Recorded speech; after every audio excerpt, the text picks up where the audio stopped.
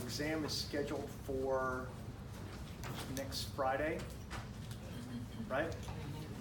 So I'm not, as you know, I missed 2 class periods and I'm behind. So I will make one of those up this weekend. I'll put 1 extra lecture, but I need 1 more class period. So next Friday is going to actually be a review day, and the next lecture exam will be moved to Monday after that weekend. In addition, a couple of students have asked for some old test questions to work on, and I intend to put those on the portal this afternoon for you to work on between this class period and the next one. All right. So last time we spent a good deal of time talking about the scapula and things attached to it. I really talked a lot about, with you guys, the shoulder, and we want to do some more of that together. It's good to do things more than once. After talking about the scapula, we talked about the humerus and the bony projections, the tubercles and the grooves on the proximal and distal ends of this bone. And then we went to the radius and ulna. We talked about the muscle attachments of the rotator cuff. And so I thought it would be good for us. I want to go through joints with you today. Some of these things I said during class last time. I know that I have not introduced you to fibrous and cartilaginous joints yet. But we're working our way through the skeleton, and I think it's good to take these pauses and learn a bit more detail about different areas, the shoulder joint being an important one. So I mentioned to you last time the deltoid muscle, and told you that it has attachments to the clavicle and the acromion and spine, and attaches to the deltoid tuberosity. I brought it up in class last time as a way of talking about the instability of the shoulder joint. In fact, that was a theme that carried us through much of our time together on Monday, where I told you about the rotator cuff muscles and their specific attachments to the greater tubercle and lesser. And we mentioned this muscle. In fact, I mentioned to you even the actions of this muscle, how its major action is actually to abduct the arm. We talked about its anterior attachment on the humerus, so it has some shoulder flexion that it accomplishes. So I want you to see a picture of it. It helps me repeat these things to you. And then we talked pretty extensively about the rotator cuff things in an effort to point out to you that the shoulder joint is in fact the pieces and parts of this joint appear to be put in place in order to increase the stability. That is, with the size of the head of the humerus, it seems quite easy that the head of the humerus would come out of the glenoid cavity, which it does not normally do. So some of these things have come up, and I thought, since I've already brought many of them up, at the beginning of class today, we'd go ahead and talk about the others, because you now have some sense about the deltoid helping. If you remember from class last time, we talked about the attachments of the rotator, the 4 rotator cuff muscles. We talked about the tendon of the long head of the bicep. I mentioned ligaments to you. So this information comes as part of our joint discussion, but I haven't given you that yet. But it makes sense to me to do it now. So let's talk about some of the other things that we see as part of this very important synovial joint. So you'll note some of the bones here and things that we have talked about. There's the coracoid process, and here's the clavicle. There's the spine and the acromion from this posterior view. You can see that in a deep dissection that the joint itself is covered with a capsule. Now, we'll learn these parts with all the major synovial joints, they have capsules. There's a space, a covered space with fluid in it, where these joints operate. You can also see another very common thing here that we find in synovial joints. There's more than a dozen of them in your knee. These bursa, these little bags of fluid that appear to be positioned to resist rubbing, keeping muscles from rubbing on the bones and cushioning parts of the joint. So there are several of these associated with the shoulder joint, 3 of the 4 listed here. You can also see in this picture the tendon of the long head of the bicep, which we talked about in class last time. But this view is a little different. This view is in relationship to the joint itself. So what we learned in class last time was that the bicep muscle attaches to the radial tuberosity as its insertion. But it has 2 attachments, high or proximal. One of those is here to the coracoid process of the scapula. That's the short head, odd in its appearance, this medial short head of the bicep, because it looks longer than the long head. And then the long head we paid special attention to because it passes through the intertubercular groove on its way to the rim of the glenoid cavity. So I have another picture to show you of that. I want you to see it here in this picture as it is approaching the rim of the glenoid cavity here. And then I wanted you to also see something that we talked about in the tissues earlier. This is the glenoid labrum. It's a piece of fibrocartilage in the joint. And the image here is intended to give you a 3-dimensional kind of perspective where you can see that the edges of the glenoid labrum are a bit thicker than the center. So it's as though the head of the humerus sits in this labrum and it is not allowed to move because of the thickened edges of this cartilage around the head. So the glenoid labrum is most certainly an important piece of stability for this joint. Now, the other thing that you can see here, and they're not labeled yet, are these attachments between the bony pieces in close proximity. So I wanted to show you a couple of those on these pictures. This picture, let's do this one first, and then we'll go back. So this one mentions some of the important ligaments of the shoulder joint. Now the good news about these ligaments is that if you know there is a clavicle and an acromion and a coracoid, you can dream up the names of these ligaments. So they do not need to be memorized. Assume that everything is holding on to everything. And so there's a ligament that goes from the coracoid process to the clavicle. There's a couple of these that sometimes get injured in shoulder injuries. These coracoclavicular ligaments. Now, does this attachment between the coracoid process and the clavicle actually add to the stability of the glenoid cavity's articulation with the humerus? Does it help hold the arm in the scapula from the coracoid to the clavicle? It does not. Do y'all see that? It does not. It's holding the scapula to the clavicle.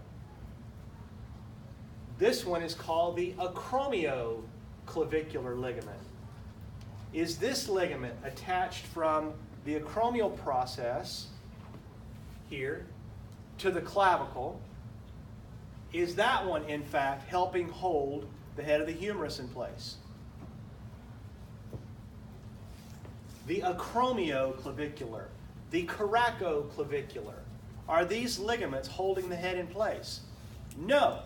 They're important for the shoulder, but they're not helping hold the humerus in place.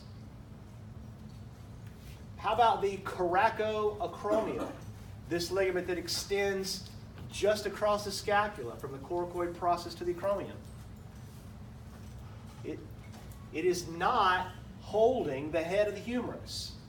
So although there are important ligaments stabilizing the joint itself, these ligaments are actually important in stabilizing primarily the acromioclavicular joint. So holding the clavicle in place with the scapula, not holding the head of the humerus in place.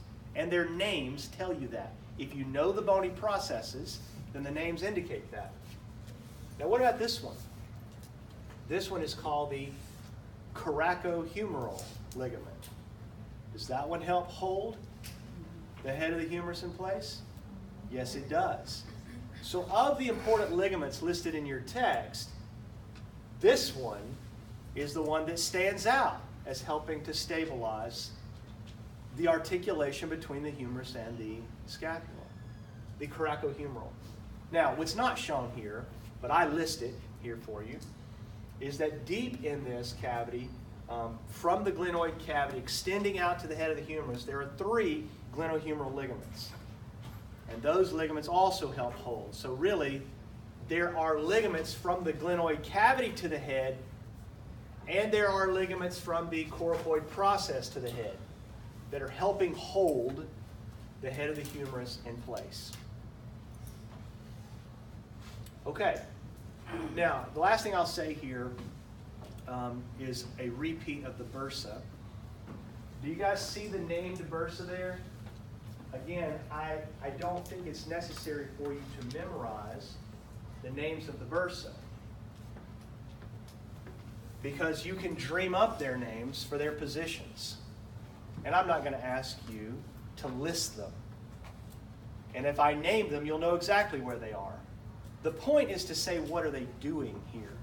So this picture, I think, on the right really illustrates it as good as any. You can see here that the subacromial bursa is a little sac of fluid that sits between the tendon of the supraspinatus and the acromial process. You can see on this side that there is a subscapular bursa. And the subscapular bursa and the subcoracoid bursa, oftentimes fused as one, but shown here as 2, look to be in close proximity to the coracoid process, very near where the tendon of the subscapularis would be coming across to attach to the anterior tubercle. So, last one, and then I'll ask you the question. This also shows a subdeltoid bursa that appears to be sitting out on the greater tubercle between the deltoid muscle, which is going to attach here on the deltoid tuberosity, and that greater tubercle. What is the purpose of a bursa in a joint? To prevent rubbing. You see it? You see in their positions? Now, what happens if you rub a bone with a tendon? You learned this in bone development. I said if you attach a tendon to a bone and you pull on it, what happens to it? If you attach a tendon to a bone and you pull on that bone, what happens to the bone? The bone grows there. Tubercles and tuberosities and processes, right? What happens to the shafts of the bone where most of the body weight, where most of the pressure is? What happens to them? They get bigger. They get bigger, yeah. So the bone responds to the pressures, to the pulling and the tugging and the weight by getting more massive. So whenever you take a tendon and you rub it on a bone, what do you think the bone will do? It will respond to that, yes? And this is the most common thing with rotator cuff injuries, because the tendons of the rotator cuff are all in such close proximity to the bony pieces in there. Oftentimes they'll rub on one of these bones, and what happens to the bone then? A spur will grow on that bone. And then what happens to the tendon? It weakens. The spur continues to grow, and eventually the spur weakens the tendon to the point it tears it. And so it's an exacerbating problem. You know, once it starts, you can't get it stopped. And so the surgeon's got to go in there and do something about that bony spur, repair the tendon. Okay, so that's bursa and the muscles, a review of those, and some additional things about this joint. So I will not go through the shoulder joint again. Now, From the shoulder, we moved down the humerus during our last class period, and we talked about the pieces and parts, as I said, and we talked about the radius and the ulna, and the pieces and parts of this. And I mentioned to you the attachments of muscles, major muscles, the bicep, and we turned the thing around at the end of class, and I showed you the tricep, and I tried to give you orientation for the long and the lateral and the medial head, and where they are here. And on your handout that I had provided for you online, I have a number of other muscles listed that I will expect you to know the attachments for. Now, at some point we have to stop with this. I cannot do 600 muscles for you.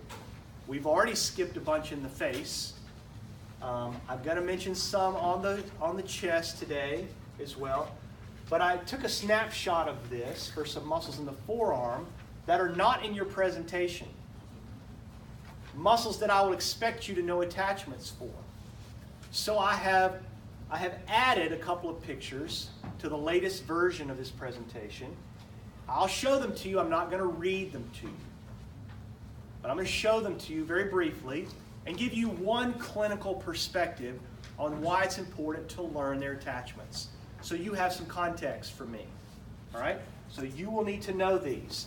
And I've included them on the next couple of slides. Some of these attachments are on bones that we haven't yet mentioned. For example, several of these, when I talk about the carpal tunnel, are related to the bones that we call the carpals. You learned them in the lab.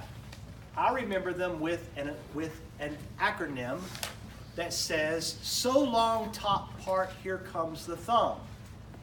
So long top part, here comes the thumb. And I always remember these bones end with the trapezium because I know that the trapezium goes with the thumb.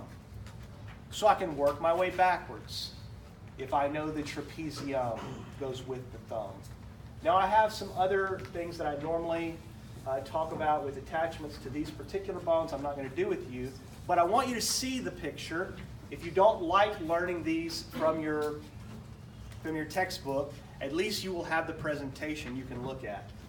So the deep muscle here, as I work my way down the arm, the deep muscle here, the brachialis is listed on the handout. So I want you to see it. This is the other major flexor at the elbow. It's deep to the bicep, has its attachment to the shaft of the humerus and the coronoid of the ulna. And then I have the anterior compartment muscles and the posterior compartment muscles shown on images with their attachments. Now you can also see innervations here from the brachial plexus. So I'm not going to beat you up with that just yet. I have another class period to come before I'm going to really hit you with this nerve stuff. I can't leave this without it. You can't leave anatomy and physiology without some fundamental understandings of these. But without me reading, you can see the necessity of knowing the pieces and parts of the humerus and the bones of the hand. So pisiform, hamate, metacarpal 5. You can see bony pieces that you will need to memorize. These are attachments of the forearm muscles. Now, if you look deep to the superficial anterior muscles, there are also muscles underneath those superficial muscles that also have attachments. These guys have attachments to pieces and parts of the hand. And so after the carpals, we have metacarpals and then finally phalanges. And you can see here attachments to the distal phalanges for these deep muscles. So the reason I point them out here to you is to give you one piece of clinical information that you're probably familiar with. We talked about the rotator cuff, and I like to mention, at least in passing, the deep muscles of the anterior compartment of the arm as being part of the all-famous carpal tunnel. So I will not ask you the details of this, but I want you to see it, and I want you to know at least in general how to describe it. There are a lot of people in this world who have had problems in this area of their hand, and it is related to the attachments of the deep muscles of the anterior compartment of the arm. You can see here labeled inside this little tunnel created by the carpals and the transverse carpal ligament, which extends from the hand bones, pisiform and hamate, over to the scaphoid trapezium. That's anterior proximal distal. You can see this attachment here. And you can also see that within this compartment, between the bones and that ligament, are the tendons, the major tendons of the deep forearm muscles, and the median nerve. The ulnar sits outside of it, the median's inside of it. So when you say someone has a carpal tunnel problem, this is what you're talking about. You are either talking about a problem with the median nerve, and normally the median nerve, if it's impinged upon, will in fact send a lot of pain into the spinal cord. So the median nerve, as you can see, is in very close proximity to this ligament that houses these things in this tunnel. And so any kind of impingement, movement of these flexors in any way, inflammation in this area can be related to the spinal cord as pain. It can also be projected into the hands and along the arms and the muscles there, depending on where the information is coming out of that median nerve. So I wanted you to see it, the carpal tunnel, in an effort to try to get you interested in learning the attachments of the anterior compartment muscles. So here they are: the pronator teres, the flexor carpi radialis longus, the palmaris longus, the flexor carpi ulnaris. They're not all here, right? But you should learn enough of these flexors so that you have an idea about what this is. Okay, so the profundus and the superficialis are not on here. Those are the ones in the carpal tunnel. But I'm hoping that having seen it, you'll go, I think I want to know that. So you'll learn the attachments of these. Now, on the posterior compartment of the arm are the extensors, and I expect you to know the major superficial extensors as well. And I've got those for you here. Here. I've got these major extensors here and their attachments listed for you. So, normally I make the students just look these up in their text and learn these attachments because I don't have time to stand up here and read all of them to you. But I wanted today for you guys to see them. I wanted you to know that I've put them on in Wade Warren's on handwriting with them labeled so that you can see them as you're memorizing the attachments of these for your second major lecture exam. All right, I worked my way down from the shoulder to the hands. Did y'all see that? I did not read these to you. There's quite a bit of detail here, and I realize that. So I'm sympathetic to that. I'll say some more about this before your next exam. But it's time to start, young people. If you have not started learning the attachments of these things, it's time to begin now.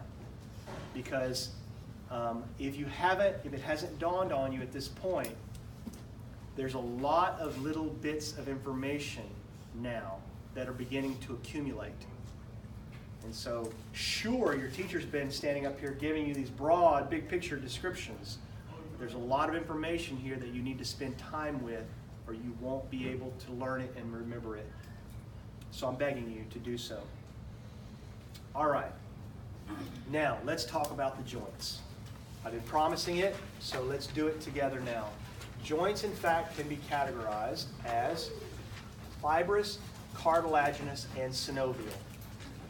So, at this point, the only real joint that we've spent any time with is the shoulder joint, and it is, in fact, a prototype, a beautiful example of what we call a synovial joint, where there are joint capsules, which I showed you today, with membranes and fluid in them. I'm going to give you some general characteristics of synovial joints. They're the ones we're going to spend most of our time talking about.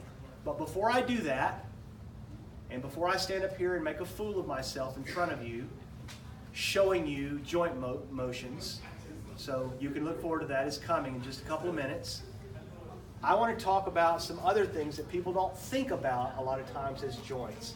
First, the fibrous joints that are joined by fibrous connective tissues. These guys range from being completely immovable, that is sutural joints, like